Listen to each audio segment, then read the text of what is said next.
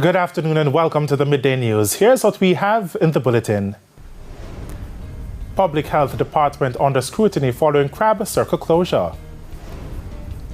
Renewed calls for barrier following Long Hill deadly crash.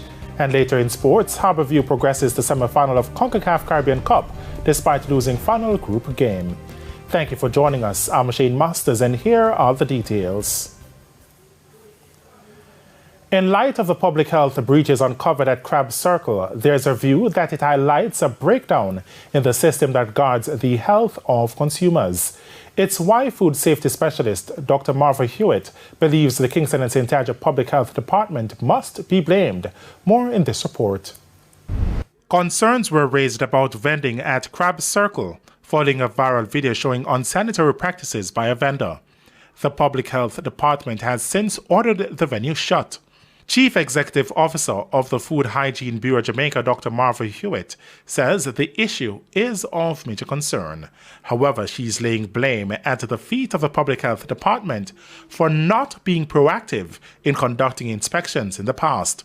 What I would have liked to see is for the authorities, once they know that these high-risk premises exist, they should be actively doing surveillance and spot checks these places, unannounced inspections, taking samples of these food to identify contamination at very early stages, rather than having this knee-jerk approach. She also wants a more rigorous process for granting food handlers permit. The deficiency is that it's just based on a simple test. There's about 50 persons in the room, and how can you train 50 persons at a time? Sometimes more. And the training that is given and the exam that is given at the end to test, and then they're released into the public and to the public to cater for them. The thing is also that there's no measurement. For example, the permit is a generic permit. You get a permit to make sandwiches, and next thing you're opening up a lobster restaurant. That's the sort of thing we're talking about, where we need specific regulation to attach to the activities that we're doing, and we also need the documentation and the traceability, and also the authorities need to have a database of every single food businesses within the island. In the meantime, she's calling for an overhaul of the system that controls the country's food supplies. For example, the legislation itself, we're still operating in antiquated legislation. The Public Health Act is not comprehensive enough to deal with the food industry and the problems that we have with our food supply. Because the training, the health permit that we're basing our training on and releasing is not adequate education, also depend on the risk of the business. So I'm saying again, unless we get new food regulations that the officers can enforce, right, they're stuck with the Public Health Act and then the food handler's permit that is given to all and sundry. Dr. Hewitt was speaking on Radio Jamaica's Beyond the Headlines yesterday. It was a disaster waiting to happen. That's how residents in St. James described a section of a Long Hill main road after a bus plunged into a gully on Thursday, leaving one dead and several others injured. On Friday, motorists returned to the scene to appeal for the government to erect barriers along the road. They explained that the risk of motor vehicle fatalities will increase if the matter is not addressed. The minister needs to travel on the road. The minister needs to travel on the road and look on the road. And then just stay at Parliament talking and then come look what they go on the road. And that's not tell us, see it there. When no farmer barrier to block the road. So what you expect? When a man come around and say, yeah, to me enough time, I come and a truck open up. And you have to know what you do, see it there. It's bad, feel bad about it. Because the government need to fix up the road. Look at this barrier now. That's not no barrier. Look at that. No barrier now there, so. In the meantime, we unsuccessfully tried to get a response from the National Works Agency. To follow up, the three people held in connection with the disappearance of East Kingston and Port Royal's MP Philip Paulwells' daughter and the child's mother are to be questioned today. The woman and two men were taken into custody last night. The 10-month-old Saraya Paulwell and her mother, 27-year-old Tashina Patterson, have been missing since September 9. They were last seen at their home on Gilmore Drive in Kingston 20. To its follow-up after 2 days of protest, work has begun on the Jacks Hill Road in St. Andrew. Residents say they are satisfied that the authorities kept their promise. From now on, we'll be doing the bushing of the road, the drains cleaning and everything, so we'll soon get some barber green on the road. That's what we really want. So it's step by step, and we're being patient and waiting as well. I really appreciate yourself. An appeal this afternoon for investors regionally and internationally to pump more funds in Jamaica's healthcare sector, as there are significant benefits to be gained. Details in this report. Addressing the One Health conference in Montego Bay, St. James this week, Dean of the School of Public Health in Pittsburgh, Maureen Lichtveld, says in the same way Jamaica is positioning itself to be a major player in the global logistics chain, the same should be done for health. Jamaica sits really at the intersection, the pinnacle of the Caribbean. It has both the assets, but also importantly, it has the culture and the environment to show the rest of the world how One Health needs to be done. The threats that we're facing, whether it's dengue or other vector-borne diseases. It's why she's calling on high-income countries to look towards Jamaica and other Caribbean territories as places to invest in.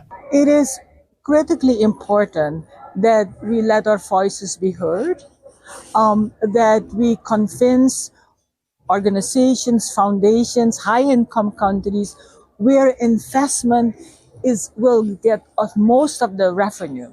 And so the return on revenue on the investment is much more profitable if you invest where we can make a difference. And in Jamaica and in the Caribbean, we can make that difference. As for the dengue outbreak, she's imploring the health ministry to use the data that is available.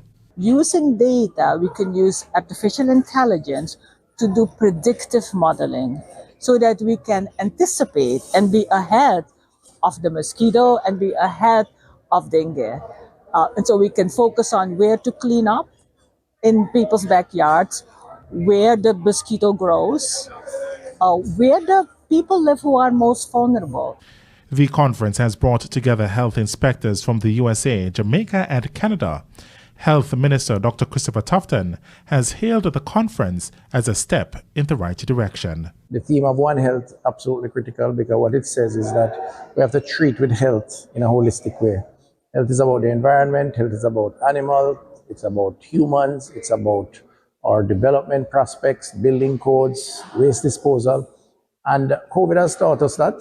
And therefore, what we're doing now is trying to bring everybody together to recognize the lessons that we have learned and to recalibrate to move forwards. And it's time for a breaking of the midday news. Stay with us, more stories when we return.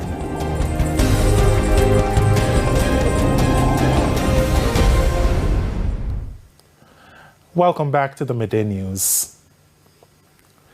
Councillor for the Landoway Division in St. Thomas, Edwin Marr, is calling on the relevant authorities to act swiftly to correct a brewing sewage crisis in West Albion before it's too late.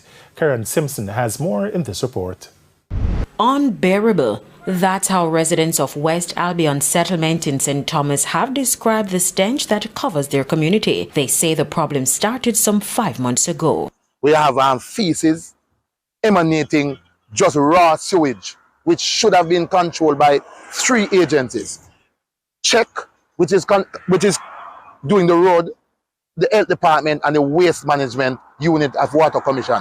We are calling on them to immediately pay some attention to this situation, as it is the high time now for dengue and all of this. This cannot be something that the citizens of Albion should be cohabiting with. The residents say the stench is unbearable. I am 89. 89 years old? Yes. And the stench killing me. Stink, man, stay bad. Stay bad, boss. You want to fix up. Councillor for the Landoway Division, Edwin Marr, says the source of the problem can be traced back to the Poor Man's Corner housing developments. The feces is actually coming from the phases 1, 2, and 3 that is in Poor Man's Corner, and it is piped to Albion where there's this amount of ponds. But because of the construction of the road, the pipe seems to have been disturbed. And because it has been disturbed and it was not mended, entry of the feces leaking from the pipe to this area, which is a normal drain and not a drain to facilitate this type of sewage water. When contacted, Acting Corporate Public Relations Manager at the NWC, Delano Williams, says the issue was not brought to the attention of the agency. However, a team will be dispatched to conduct an assessment. Kerry Simpson. And it's now time for the Business Minute. Managing Director of the International Monetary Fund, Kristalina Georgieva, says stronger demand for services and progress on lowering inflation have increased the chances that the global economy can escape recession. She says, however, fiscal and financial risks still remain. Ms. Georgieva says stubborn inflation means interest rates would have to remain higher for longer, and economic fragmentation threatened to hit emerging and developing economies hardest. OpenAI, the company behind ChatGPT, is exploring making its own artificial intelligence chips and has gone as far as evaluating a potential acquisition target, according to people familiar with the company's plans. The company has not yet decided to move ahead. However, since last year, it has discussed various options to solve the shortage of expensive AI chips that OpenAI relies on.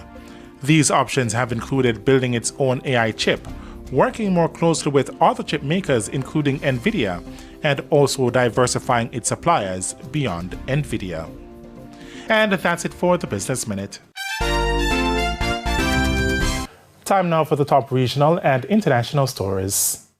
In the region, a new study has found that the crypto asset ecosystem in Latin America and the Caribbean has shown substantial growth, with the number of firms more than doubling since 2016. The landmark study by the Inter-American Development Bank IDB and the Cambridge Center for Alternative Finance CCAF at the University of Cambridge Judge Business School showed that over 170 crypto asset firms were serving the region in 2022, of which almost 100 were headquartered or incorporated in Latin America and the Caribbean.